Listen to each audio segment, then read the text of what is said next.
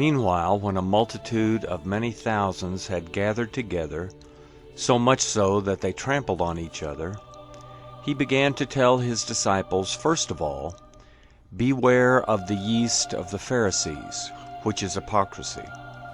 But there is nothing covered up that will not be revealed, nor hidden that will not be known. Therefore whatever you have said in the darkness will be heard in the light. What you have spoken in the ear in the inner rooms will be proclaimed on the housetops. I tell you, my friends, don't be afraid of those who kill the body, and after that have no more that they can do. But I will warn you whom you should fear. Fear him who, after he has killed, has power to cast into Gehenna. Yes, I tell you, fear him. Aren't 5 sparrows sold for 2 Assaria coins? Not one of them is forgotten by God, but the very hairs of your head are all counted. Therefore don't be afraid. You are of more value than many sparrows. I tell you, everyone who confesses me before men, the Son of Man will also confess before the angels of God. But he who denies me in the presence of men will be denied in the presence of God's angels.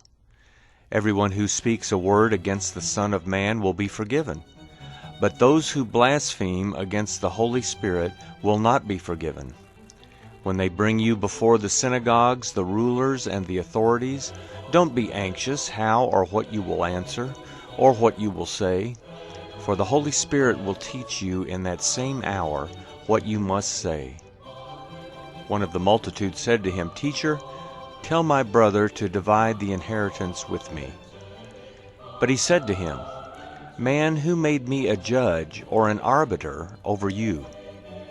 He said to them, Beware, keep yourselves from covetousness, for a man's life doesn't consist of the abundance of the things which he possesses. He spoke a parable to them, saying, The ground of a certain rich man produced abundantly. He reasoned within himself, saying, What will I do, because I don't have room to store my crops? He said, This is what I will do. I will pull down my barns, build bigger ones, and there I will store all my grain and my goods. I will tell my soul, Soul, you have many goods laid up for many years. Take your ease, eat, drink, and be merry. But God said to him, You foolish one, tonight your soul is required of you. The things which you have prepared, whose will they be? So is he who lays up treasure for himself, and is not rich toward God. He said to his disciples, Therefore I tell you, don't be anxious for your life, what you will eat, nor yet for your body, what you will wear. Life is more than food, and the body is more than clothing. Consider the ravens. They don't sow, they don't reap, they have no warehouse or barn, and God feeds them. How much more valuable are you than birds? Which of you by being anxious can add a cubit to his height? If then you aren't able to do even the least thing, why are you anxious about the rest? Consider the lilies, how they grow. They don't toil, neither do they spin. Yet I tell you, even Solomon in all his glory was not arrayed like one of these. But if this is how God clothes the grass in the field, which today exists and tomorrow is cast into the oven, how much more will he clothe you, O you of little faith?